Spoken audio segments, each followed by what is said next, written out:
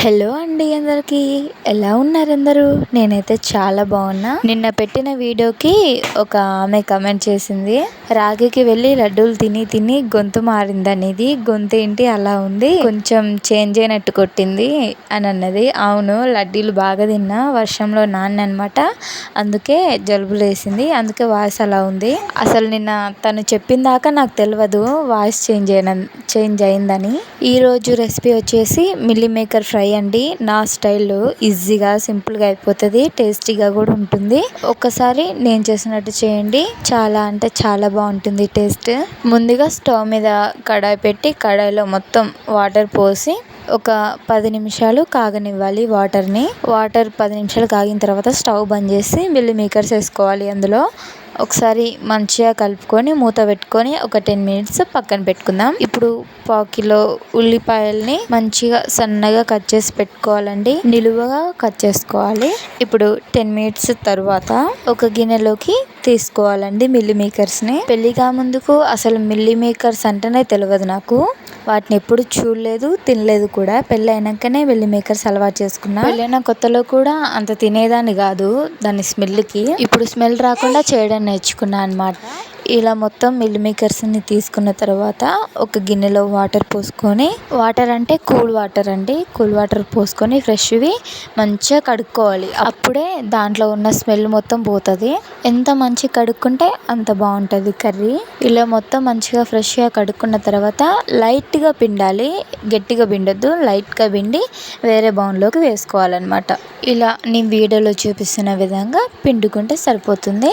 అవును, మీలో ఎంతమందికి మిల్లీ మేకర్ కర్రీ అంటే ఇష్టమో తప్పకుండా కమెంట్ చేయండి. నాకు మిల్లీ మేకర్ కర్రీ కంటే ఫ్రై అంటే చాలా ఇష్టం అనమాట. మిల్లీ మేకర్ టేస్ట్ అనేది మనం వాష్ చేసుకునే విధానంలో ఉంటుందండి. ఫస్ట్ పాయింట్ అది గుర్తుపెట్టుకోండి.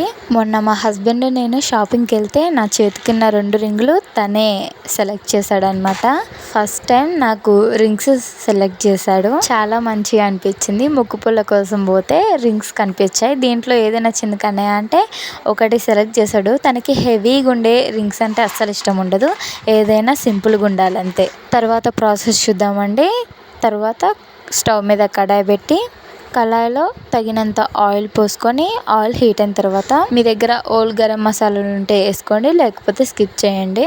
జీలకర్ర, తాలింపు గింజలు వేసుకొని అవి చిటపటలాడిన తర్వాత మనం ముందుగా కట్ చేసి పెట్టుకున్న ఆనియన్స్ వేసుకొని మంచిగా కలుపుకోవాలన్నమాట. మంచిగా కలుపుకొని స్టవ్ని మీడియం ఫ్లేమ్ మీద పెట్టుకొని వేయించుకోవాలండి. ఆనియన్స్ వేయించుకోవడం అంటే వేయించుకోవడం కాదు, మూత పెట్టుకొని ఒక 10 మినిట్స్ మగ్గనివ్వాలన్నమాట. బంగారం రంగులో ఉల్లిపాయలు మగ్గనివ్వాలండి. బంగారం రంగు రాగానే మూత తీసి ఒకసారి మంచిగా కలుపుకొని దాంట్లో తగినంత పసుపు వేసుకొని మంచిగా కలుపుకోవాలి. పసుపు పచ్చివాసన పోయేదాకా కలుపుకోవాలండి. అమ్మ వాళ్ళ ఇంటికాడ బాగా నీళ్ళల్లో నాని ఐస్ క్రీమ్ తిన్నాడు బుడ్డిగాడు.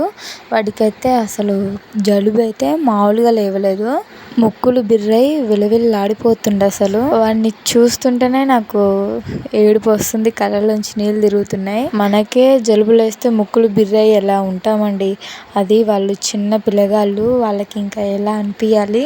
ఎంతైనా వీడికి ఓపిక ఎక్కువ. అంత జలుబులో కూడా అసలు ఎంత మంచిగా ఆడుకుంటాడో, కొంచెం కూడా చిక్కా చేసుకోవట్లేదు. నా అదృష్టం వాడు. పసుపు పచ్చివాసన పోయిన తర్వాత గుప్పెడు కరివేపాకు వేసుకొని మంచిగా కలుపుకోవాలండి. 2 మినిట్స్ అలా మంచిగా కలుపుకున్న తర్వాత మిల్లీ మేకర్స్ వేసుకోవాలి. మిల్లీ మేకర్స్ వేసుకొని ఒక చెంచా ఉప్పు వేసుకొని మళ్ళీ ఇంకోసారి మంచిగా కలుపుకోవాలండి. ఒక 2 మినిట్స్ మంచిగా కలుపుకొని మూత పెట్టుకోవాలి. మధ్య మధ్యలో కలుపుతూ ఉండాలి, ఎందుకంటే అడుగంటిపోతుంది. మా ఊర్లో సండే రోజు బోనాలు. మా పెళ్ళైన కాంచి ఒక్కసారి కూడా బోనం ఎత్తలే. నాకు బోనం చేయడం అంటే చాలా ఇష్టం.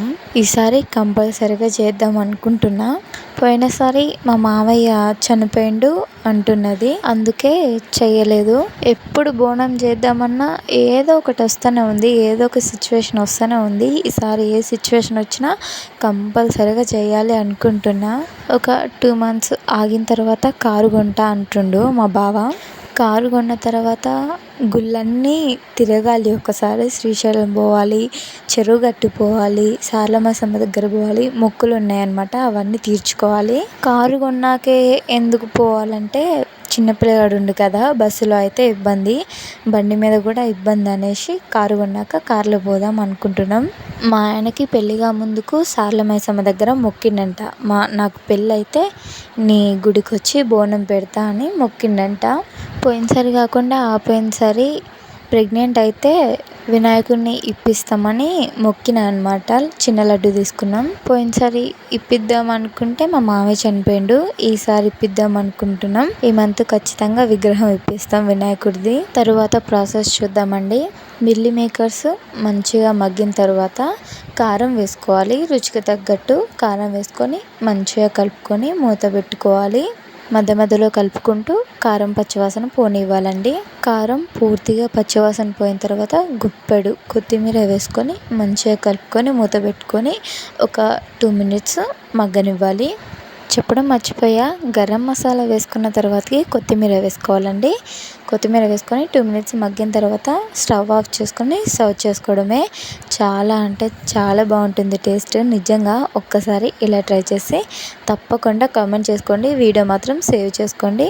ఇలాంటి మరెన్నో వీడియోస్ కోసం మన ఛానల్ని సబ్స్క్రైబ్ చేసుకోండి. అలాగే వీడియో నచ్చితే ఒక లైక్ చేయండి. ఒకళ్ళు కేక్ అడిగారని చెప్పా కదండి, కామెంట్లో కేక్ అడిగారని. తను మళ్ళా మెసేజ్ చేశారు, కేక్ అడిగితే చేయట్లేవు ఎందుకు, నీకు కేక్ రాదు కదా అని అన్నారు. ఈ వీడియో తర్వాత నెక్స్ట్ వచ్చేది ఖచ్చితంగా కేకే.